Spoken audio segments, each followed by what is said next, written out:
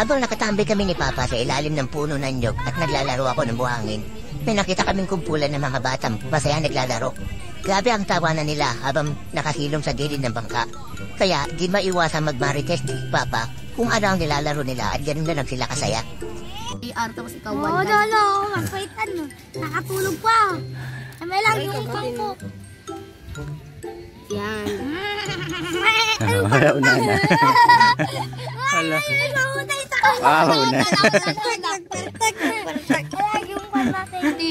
Puti. Huwag mo kasi. Lapit mo dito. Kaya ako na. Well mo kasi. Hindi, kinakain ng demonyo yan. Arama. Ayan na. Motak naman na. Unayin sa'yo. Walelat na. Ito lang. Papalabas isa lang. Pang isa lang to. Pang isa lang. Bilis sa kanila yan. Laki ng ako. Iyak ako muna.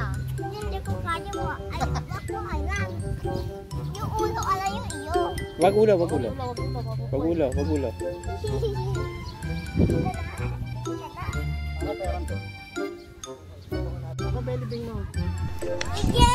Kung malapit lang siguro kami sa dagat nakatira, malamang tuwing umaga at walang pasok sa school.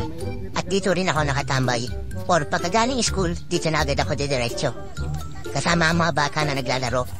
Sarap siguro tumira sa daming dagat at sigurado na mababawasan ang kakaselfon namin ni Iggy Boy. Kaya habang andito kami, sinasamantala namin makapaglaro ng buhangin at i-enjoy ang mga nakikita namin dito. Ito.